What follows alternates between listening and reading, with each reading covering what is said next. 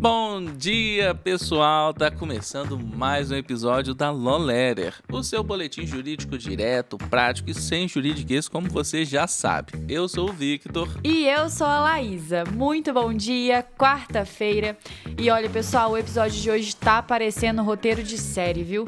Tem agressão filmada em elevador, Zambelli presa lá na Itália, pressão de montador em cima de Lula e até disputa entre posse e propriedade. Sem contar também o TST barrando cláusulas de conciliação obrigatória e uma boa polêmica sobre o uso indevido de imagem, que custou caro para uma marca famosa. Ou seja, se você estuda direito, trabalha na área ou só quer entender o que tá pegando aí nos tribunais com clareza e aplicação prática, cola com a gente, dá o play nesse episódio. E vamos à primeira notícia do dia desta quarta-feira. Um ex-jogador de basquete agrediu uma mulher com mais de 60 socos. Vou contar pra vocês como que aconteceu. Um vídeo, ele foi registrado pelas câmeras de um elevador. E esse vídeo mostra esse ex-jogador de basquete, Igor Cabral, agredindo brutalmente sua ex-companheira com mais de 60 socos. Isso dentro do prédio dela, em Natal. A vítima de 35 anos teve múltiplas fraturas no rosto e no maxilar. O porteiro, que acompanhava as imagens em tempo real, acionou a polícia imediatamente. O agressor foi preso em flagrante e a custódia já foi convertida em preventiva, para proteger a vítima e a ordem pública. E olha, nesse caso, o elevador ele virou uma espécie de testemunha digital nesse processo. Essa gravação ela deve ser usada como prova direta desse crime, reforçando a gravidade dos fatos e a necessidade de punição exemplar diante da violência de gênero. Com a nova lei do feminicídio, a 14.994 de 2024, a tentativa de feminicídio passa a ser enquadrada como crime autônomo, com pena prevista de 20 a 40 anos, aplicada com redução de 1/3 a 2/3, conforme o artigo 14, inciso 2 do Código Penal. Antes tratada como qualificadora, a mudança eleva o peso jurídico desse tipo de crime e amplia o impacto punitivo. Vamos agora ao nosso destaque do dia, para você aprender direito com mais facilidade. Vamos primeiro contextualizar ali e depois a gente trazer um caso real para poder exemplificar. Posse ou propriedade? Eis a questão. Se você aí já se confundiu entre ação possessória e reivindicatória, pode ficar tranquilo que até advogado experiente tropeça nisso. As duas se tratam de disputas por imóveis, mas os caminhos jurídicos são bem diferentes. Na possessória, o foco é o uso contínuo do bem com animus domini, ou seja, aquela intenção de dono mesmo, e os requisitos do artigo 1238 do Código Civil. Já na reivindicatória, o que manda é a prova da propriedade legítima, prevista no artigo 1228. E um caso recente no TJ lá de Rondônia mostrou isso direitinho. Mesmo depois de uma ação possessória, o autor conseguiu recuperar os imóveis com base em uma ação reivindicatória, apresentando certidões e títulos de domínio. Ou seja, a posse pode até gerar efeitos, mas não supera a comprovação do domínio. No fim das contas, o que vale mesmo é ter o nome certo nos documentos certos. Vamos agora para o direito tributário. Montadoras enviam carta para o presidente Lula e ameaçam demissões em massa. Mas como assim, hein? Montadoras como Volkswagen e Toyota enviaram uma carta ao presidente alertando o seguinte: se a redução de impostos para kits de veículos for aprovada, pode rolar demissão em massa na indústria automotiva brasileira. A medida, que ainda está sendo analisada pela Câmara de Comércio Exterior, atende a um pedido da chinesa BYD, que já tem fábrica no Brasil. As montadoras alegam que isso favoreceria a importação em detrimento da cadeia produtiva nacional. Na visão das empresas, importar essas peças desmontadas não é uma transição saudável, é um risco direto à industrialização local e à geração de empregos. E com a ameaça de cortes, o tema já virou preocupação jurídica e política. Do ponto de vista legal, a redução de tarifas de importação é uma atribuição do Executivo, conforme o artigo 153, parágrafo 1º da Constituição. Mas se houver demissão em massa, entra a necessidade de negociação coletiva, como prevê o artigo 7º, inciso 6 da CF e o artigo 477-A da CLT. Um caso clássico aí em que direito tributário e direito do trabalho caminham juntos. O TST declarou nula uma cláusula que obrigava empregados e sindicatos a tentar composição extrajudicial antes de entrar com a ação trabalhista. Para o tribunal, a exigência fere o direito constitucional de acesso direto ao judiciário. O caso envolvia a Vale SA e sindicatos do Pará, com cláusula que exigia uma tentativa de negociação de 60 dias antes do ajuizamento. O TST reconheceu que, mesmo com a intenção conciliatória, condicionar o exercício do direito de ação é inconstitucional. O colegiado foi firme. Cláusulas assim violam a essência do Estado democrático de direito. O acesso à justiça, especialmente para trabalhadores hipossuficientes, não pode depender de pré-requisitos impostos por convenções coletivas. E aí fica a dúvida que a gente joga para os especialistas da área. Na prática, como que a gente faz para equilibrar o incentivo à autocomposição nas relações de trabalho com a garantia constitucional de acesso direto ao judiciário, sem que uma cláusula como essa seja considerada abusiva? Quem responde essa é o advogado especialista em direito do trabalho, Bernardo Lage Santos Ângelo Ferreira. Para entender a profundidade dessa decisão, precisamos contextualizar alguns pontos. A Constituição Federal de 88, em seu artigo 5º, inciso 35, estabelece o princípio da inafastabilidade da jurisdição. Isso significa que nenhuma lesão ou ameaça a direito pode ser excluída da apreciação do Poder Judiciário. Assim, todos têm garantia constitucional de buscar a proteção judicial. Historicamente, o Brasil tem incentivado a autocomposição, ou seja, a resolução de conflitos diretamente pelas partes, sem a necessidade de intervenção judicial. Métodos como a conciliação e a mediação são amplamente valorizados, inclusive pela própria reforma trabalhista de 2017, que trouxe o acordo extrajudicial e reforçou a negociação coletiva.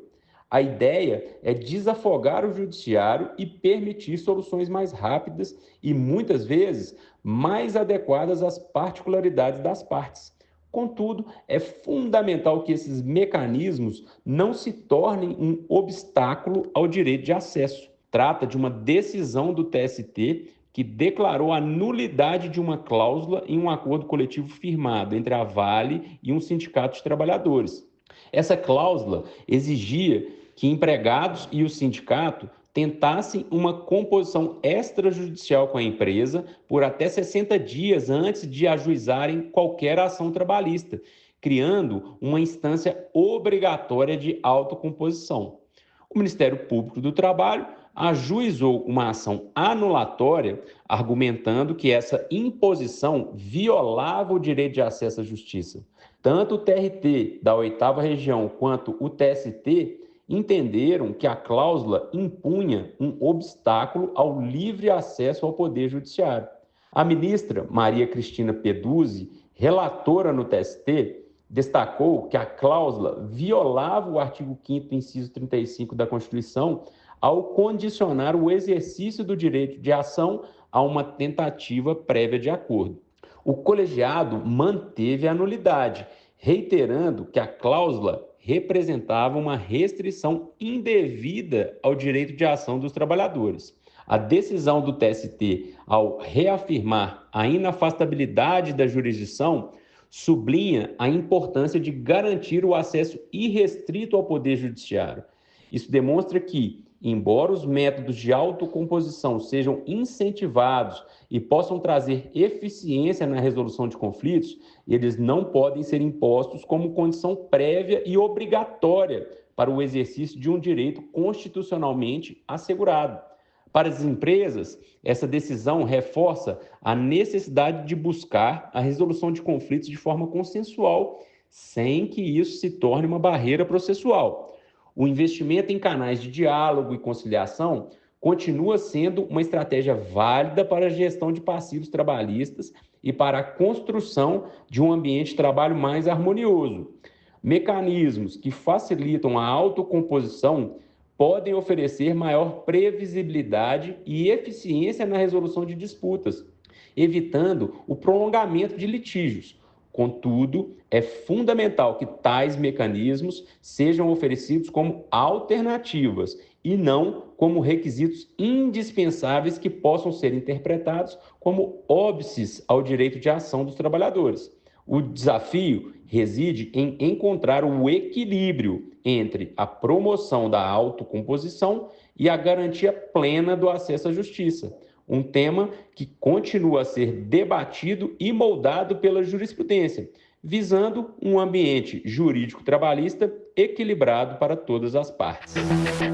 Laisa, recentemente o Bolsonaro tem sido o centro de muitas notícias da nossa newsletter. É tanta coisa acontecendo simultaneamente que fica até difícil de acompanhar. É verdade, Victor. E a Criminal Letter trouxe uma edição especial só sobre isso, mas com diferencial. Tudo baseado nas decisões já publicadas. Então é sem achismo e sem versão distorcida, informação de verdade. Basicamente, é para quem quer entender o que o direito penal realmente diz sobre o caso. Provas, tipicidade, responsabilidade e o que ainda está em aberto, explicado de forma clara e técnica. A Criminal Letter é perfeita para quem estuda processo penal, acompanha a política com seriedade ou só quer sair do ruído e ir direto ao que importa, os fundamentos jurídicos. E como vocês sabem, o melhor de tudo é que com a gente é leve, didática e sem juridiquês, mas sem perder a profundidade, do jeito que a gente gosta. Então, se você que está ouvindo a gente curte direito penal, a Criminal Letter é pra você. E é só R$ 9,90 por mês. E com 7 dias grátis e acesso direto ao grupo fechado no WhatsApp com conteúdos exclusivos. O link está na descrição aqui desse episódio. Vamos à nossa última notícia para fechar essa quarta-feira. Carla Zambelli ela foi presa lá na Itália. A deputada do PL de São Paulo foi presa em Roma nesta terça-feira, depois de fugir do Brasil no final do mês de maio. Ela havia sido condenada pelo STF a 10 anos de prisão por envolvimento na invasão hacker ao sistema do CNJ. Com o nome incluído na lista da Interpol, Zambelli foi localizada depois que o deputado italiano Angelo Bonelli divulgou seu paradeiro nas redes sociais. A polícia italiana foi até o apartamento e efetuou a prisão.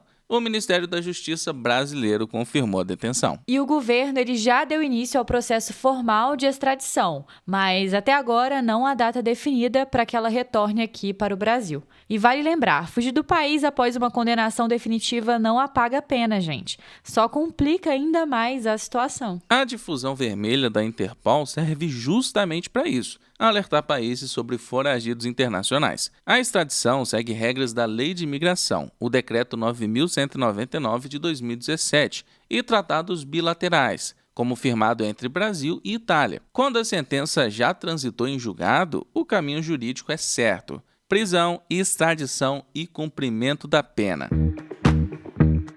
E assim a gente encerra mais um episódio da Law Letter, com decisões quentes, temas que dividem opiniões e aquele resumão que salva a sua semana. Então, se você curtiu, já sabe, a gente lá no Instagram tá ligado quando vocês compartilham, mostram que estão escutando o podcast. E se você ainda não seguiu a gente por lá, segue no @law.letter. Tira um print, compartilha nos stories que a gente adora ver quem tá acompanhando o podcast e estamos sempre compartilhando por lá. E segue a gente no seu agregador de podcast favorito, ativa o sininho e fica por dentro de tudo. Acompanha aqui com a gente porque todo dia tem episódio novo. E se você gostou desse episódio aqui, dá 5 estrelinhas pra gente, essa avaliação vai ajudar muito. E até amanhã. E no mais, comenta aqui embaixo, interage com a gente, tem sempre gente comentando aí o que achou das notícias, isso ajuda demais. Enfim, até a próxima e lembre-se, direito não precisa ser complicado, é só ter quem traduza.